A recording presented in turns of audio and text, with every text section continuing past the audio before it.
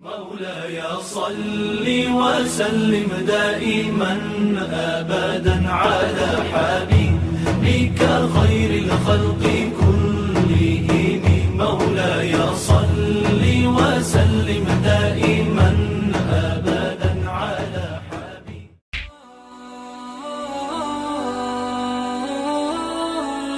Ya, datang seorang laki-laki kepada Nabi sallallahu alaihi wasallam. Ya, tiba-tiba orang ini tidak kelihatan dari mana datangnya. Bagus putih bajunya, tersisir rapi rambutnya. Datang kepada Nabi, tiba-tiba mengambil sak terdepan sampai lututnya berhadapan dengan lutut Nabi sallallahu alaihi wasallam. Nah, ini adab dalam menuntut ilmu. Malaikat Jibril menyamar jadi seorang penuntut ilmu, datang kepada Nabi di antara halaqah Nabi sallallahu alaihi wasallam. Kalau mau datang kepada majlis ilmu pakai pakaian yang bagus. Malaikat nyamar mau datang ke majlis ilmu, datang pakai baju yang bagus. Anda malaikat bukan datang majlis ilmu pakai kaos oblong. Ayo, datang yang bagus, pakai yang baik. Kemudian datang ambil saf paling depan. Saf paling depan itu fokusnya tinggi, mic-nya mati, kedengaran tetap. Fokus tinggi. Ya, mau ngantuk tahan-tahan saf depan. Ya, mau bikin status susah, mau selfie malu. Dia kalau Anda ngambil posisi yang strategis hanya untuk urusan dunianya, memang dapat juga, cuman fokusnya nggak akan maksimal. Ya, posisi terbaik nih dekat tembok. Nah, kena kipas angin, plek, tidur aja kan. Aduh, selesai doa, sarapan, pulang.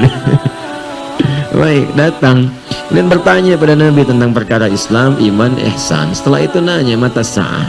Sa'ah kalimatnya, kapan waktu tepatnya terjadi kiamat? Nanya, kata Nabi, mal mas'ulu anha bi'alama minas sa'il. Yang ditanya tidak lebih tahu daripada yang bertanya. Anda kan lebih dekat dengan Allah, tanya saya, kan? Baik, nah ini gambaran untuk juga dalam ilmu hadis ada yang menjelaskan supaya ini disampaikan kalimat dari Nabi menunjukkan asal sanad informasinya. Ini menunjukkan Nabi nggak ngarang-ngarang sendiri, bersumber dari Allah lewat malaikat yang membawa pesan. Jadi Nabi pun tidak tahu, ya, kemudian malaikat tidak tahu, hanya Allah yang tahu. Jadi kalau ada orang bikin isu tentang kiamat, gak usah didengar. Ya, kiamat terjadi tanggal sekian, bulan sekian, tahun sekian. Wah, kasihan masyarakat. Tahun 99 tuh saya di Garut posisinya. Ada yang bikin isu kiamat terjadi tanggal 9 bulan 9 tahun 99. Itu sebagian pasar sepi. Toko tutup. Gak kejadian. Gak kejadian. Begitu gak terjadi ada isu diundur tahun 2012.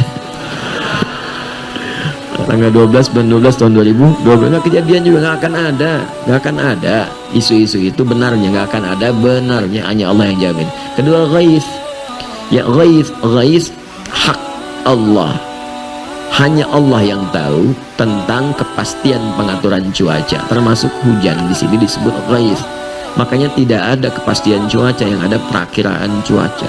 Perkiraan cuaca karena itu diatur oleh Allah. Tapi yang paling menarik, pertama menggunakan kalimat yunazzil, bukan yunzil.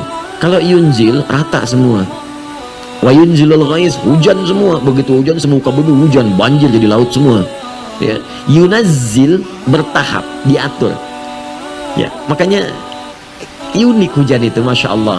Sebelah sini hujan, sananya enggak. Ya, saya pernah di Tripoli waktu lagi jalan, hujan, gerak dikit, di sini enggak, sini hujan. Jadi kita tuh lihatin ya, Allahu Akbar, Allah, masya Allah. Di sini enggak, situ hujan, batas saja begini. Jadi enggak, situ hujan. Ya. Pernah ada kejadian tuh di salah satu di Indonesia, wilayah Depok. Di rumah dia aja yang hujan, yang lain enggak. Lihat begini aja, rumah dia hujan, yang lain enggak. Ya, ada pernah kejadian begitu. Ya, kemudian ada yang rintik-rintik, ada yang deras, ya, ada yang biasa-biasa. Tapi menggunakan ghaith. Ghaith itu segala yang mengandung manfaat.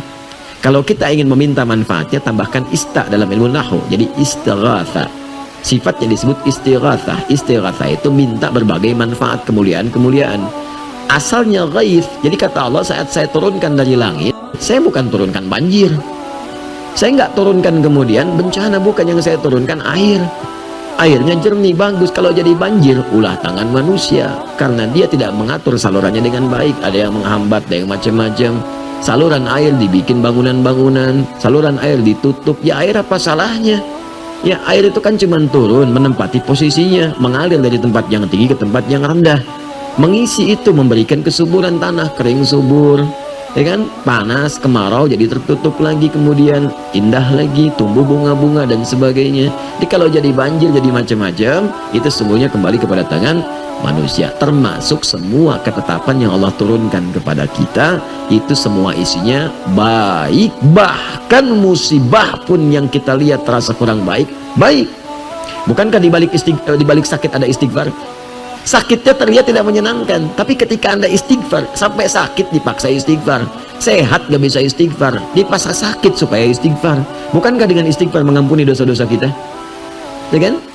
Di selalu ada bagian dalam hidup itu yang menyelamatkan kita. Bahkan kata Allah, diberikan azab al-adna dunal azab al-akbar. Saya berikan petunjuk pada yang masih ngeyel itu dengan hukuman yang ringan saat di dunia. Dikasih dulu sedikit supaya sadar, supaya dia ingat jangan sampai pulang ke akhirat lebih banyak menderitanya.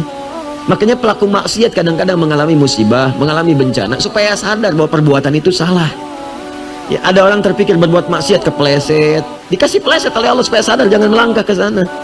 Ada yang bannya meletus tengah jalan, ya kan, mau berbuat maksiat, ya datang ke tempat maksiat, belum pernah bermaksiat, tiba-tiba kepleset, ban meletus, ya. Ada yang kemudian hatinya gelisah tak karuan, ada yang tiba-tiba kedatangan tamu, ada yang mengingatkan, itu supaya dicegah berbuat maksiat. Di semuanya baik yang datang dari Allah. Jelas ya? Tidak ada yang tidak baik.